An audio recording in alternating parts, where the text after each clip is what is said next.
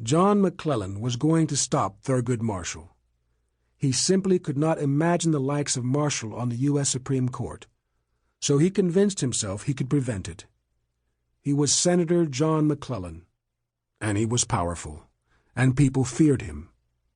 He had a hard face, a dead ringer for the comic Jack Benny if Benny had been dipped in plaster, and a hard, scratchy voice.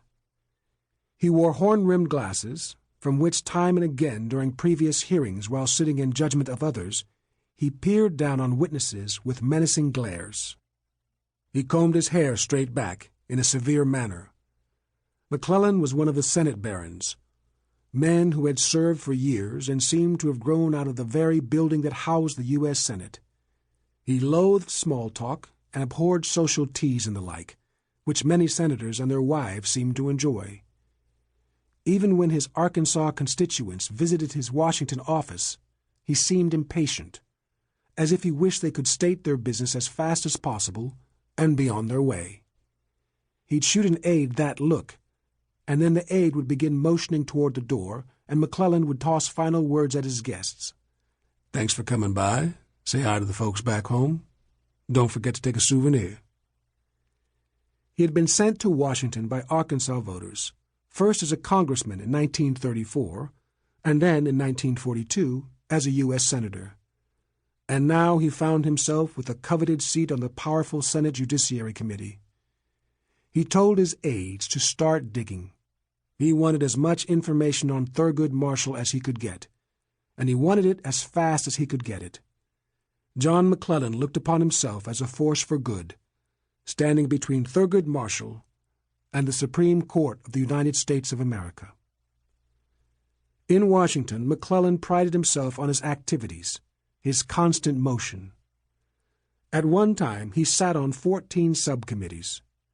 In 1954, he found himself on a committee with the Wisconsin Senator Joseph McCarthy, who was galloping around the nation's capital on a one-man witch hunt for communists. McCarthy had charged the State Department with having dozens of communists in its employ. At a time when Americans were fearful of communism, McCarthy's charges landed him on the front pages.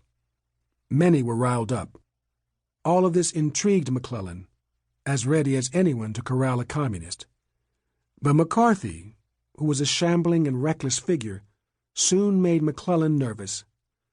It was McCarthy's lack of discipline and some of his aides who were so utterly unprofessional. "I'm fond of Joe McCarthy," McClellan allowed, "but he's getting out of hand, and we have to do something to control him." McClellan quit the McCarthy-led committee he was on. He escaped the shadow of McCarthy with prescient timing, as the Army McCarthy hearings, nationally televised, exposed McCarthy as a mean-spirited liar. The Senate eventually censured him. In 1957, McClellan led the celebrated Senate Labor Rackets Committee, which took on mobsters and their henchmen and eventually exposed the criminal underworld in America. That was the moment that John McClellan's profile rose in America. Because of disclosures exposed by his committee, 2 Teamsters, Jimmy Hoffa and Dave Beck, had been sent to prison. Another round of hearings in 1963 offered up Joseph Valachi, a mobster who seemed to thrill television viewers with his insider's account of cold-blooded doings in the Mafia. The Omaha World-Herald had once said of McClellan that he possessed a steely mask of Old Testament righteousness. If John McClellan had stopped gangsters, he figured he could certainly thwart LBJ's new Supreme Court nominee. In Washington, they didn't bother to refer to him as Senator McClellan. They called him the chairman, because he had been chairman of the Senate Permanent Subcommittee on Investigations, as well as chairman of the Senate Select Committee on Improper Activities in the Labor or Management field, which was the committee that provided him with the tools to go after the mobsters. Because those racketeering hearings were nationally televised, everyone knew Senator John McClellan. The young aides in the Johnson White House knew well how dangerous McClellan could be to their efforts in getting Thurgood Marshall onto the U.S. Supreme Court. Virtually every speech he made inscribed a rising curve from the prudent statement of fact to polemical rage, his powerful voice quavering with indignation, is how the Johnson aide Harry McPherson put it. The Johnson administration had drawn a battle line. Thurgood Marshall was the lawyer who had won the Brown v. Board of Education ruling, a ruling that led to utter embarrassment in McClellan's home state in the fall of 1957, when 9 Negro schoolchildren had tried to desegregate Little Rock Central High School and been stopped by whites hurling epithets, spit, and large rocks.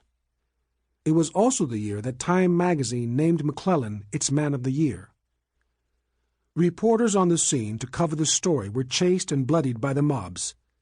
This had forced President Dwight Eisenhower to go into military mode and dispatch troops to protect the children.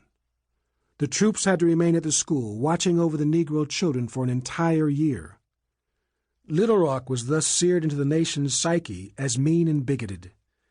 And on his trips back home to Arkansas at the time, to attend all those social events and grand openings and visit family as all politicians do, John McClellan had to endure all the chatter about Little Rock, about how the government was attacking states' rights, how Negroes were trying to take over the schools. And all he could do was assure his constituents that he was doing everything he could to protect their way of life, the Southern way of life. It made McClellan angry, though, how he had to take up all of his time defending himself and how hard he was working in Washington to keep Arkansas as it always had been. Thurgood Marshall, if he made it to the Supreme Court, was not going to keep Arkansas as it had always been. To keep listening to this audiobook, I've left you a link in the description so you can do it, at no cost thanks to Audible's 30-day free trial.